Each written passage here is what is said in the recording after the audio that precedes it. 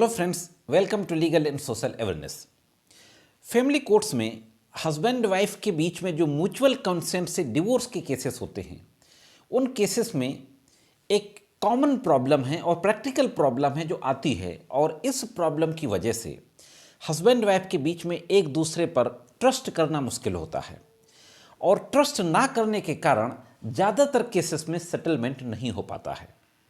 Common problem ये है कि अगर म्यूचुअल कंसेंट का डिवोर्स पिटीशन हस्बैंड और वाइफ के द्वारा कोर्ट में दाखिल कर दिया है, तो क्या नेक्स्ट डेट में दो में से कोई एक पार्टी अपनी कंसेंट को वापस ले सकती है, या दो में से एक पार्टी अगर न्यायालय के समक्ष उपस्थित नहीं होती है तो उस स्थिति में न्यायालय क्या करेगा?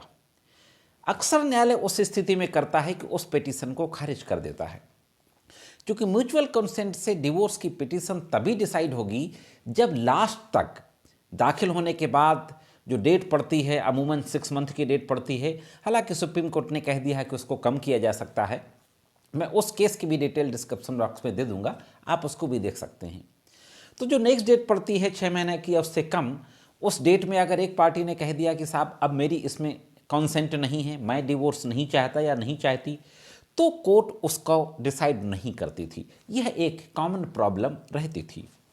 एक इसी तरीके का मामला केरल हाई कोर्ट के द्वारा 5 फरवरी 2021 को डिसाइड किया गया। एक मामला था क्रिश्चियन का था। इंडियन डिवोर्स एक्ट के सेक्शन 10A के तहत म्यूचुअल कंसेंट से डिवोर्स दाखिल किया गया था।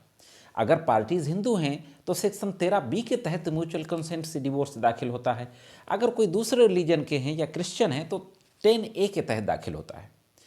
तो 10A के तहत जब दाखिल हुआ फैमिली कोर्ट में, दोनों हस्बैंड वाइफ के बीच में जो कंडीशंस थी वो ये थी कि हस्बैंड 10 लाख रुपया अपनी वाइफ को वन टाइम मेंटेनेंस देगा, और जो बच्चा हस्बैंड के पास है उसकी कस्टडी भी अपनी वाइफ को सुपुर्द करेगा। हस्बैंड ने शुरुआत में at the time of the filing of the suit 2 lakh रुपया दे दिया। इसके बाद जो नेक्स्ट डेट पड़ी, मेडिएशन मामला रेफर किया गया, 8 लाख रुपया उस समय दे दिया, और बच्चे की कस्टडी भी वाइफ को सौंप दी। उसके बाद वाइफ की ओर से एक एप्लीकेशन कोर्ट में दे दी जाती है, और यह कहा जाता है कि मैं अब अपनी कंसेंट इसमें वापस ले रही हूँ। मामला फिर से मेडिएशन सेंटर भेजा जाता है। मेडिएशन सेंटर में भी वाइफ यही कहती है कि अब मेरी कंसेंट नहीं है, मैं डाइवोर्स नहीं चाहती हूँ। मेडिएशन सेंटर से मामला जब वापस कोर्ट में आता है तो चूंकि वाइफ ने अपनी कंसेंट वापस ले ली थी, इसलिए फैमिली कोर्ट उस मामले को खारिज कर देता है, उस म्यूचुअल कंसेंट के पिटीशन को, डिवोर्स पिटीशन को डिसमिस कर देता है। इसके अगेंस्ट हाई कोर्ट में, केरला हाई कोर्ट में अपील फाइल की जाती है। केरला हाई कोर्ट के जस्टिस AM मुस्तफ़ा और जस्टिस CS डायस, इनके द्वारा इस मामले की सुनवाई की जाती है, और इस मामले की सुनवाई करते हुए बहुत ही महत्वपूर्ण जजमेंट पारित किया जाता है 5 फरवरी 2021 को। ऑनरेबल केरला हाई कोर्ट के द्वारा कहा जाता है कि जो इंडियन कॉन्ट्रैक्ट एक्ट है 1872, उसके सेक्शन 2E में प्रॉमिज की बात कही गई है, यानी वादे की बात कही गई है।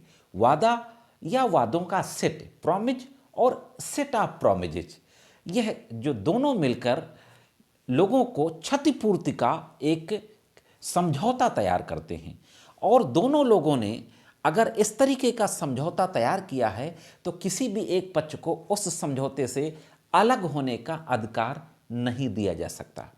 न्यायालय के द्वारा एक और गंभीर टिप्पणी की जाती है, और गंभीर टिप्पणी करते हुए ये कहा जाता है कि यह एक शार्प प्रैक्टिस है जिसे एक पल के लिए भी सहा नहीं जा सकता है, क्योंकि यह न्याय वितरण प्रणाली में वादियों के विश्वास को चकनाचूर कर देगा, वैकल्पिक विवाद समाधान तंत्र का मखौल बन जाएगा अगर इस तरीके की प्रैक्टिस को परमिट किया जाएगा, बर्दाश्त किया जाएगा। फाइनली न्यायालय ने अपने जजमेंट में ये कहा कि अगर दो पक्षों ने एक समझौते के तहत एक डाइवोर्स पिटीशन म्यूचुअल कंसेंट से दाखिल किया है, तो उनमें से किसी भी पक्षकार को उस समझौते से पीछे हटने का अधिकार नहीं दिया जा सकता अगर एक पक्ष ने अपनी सारी शर्तों को पूरा कर दिया है।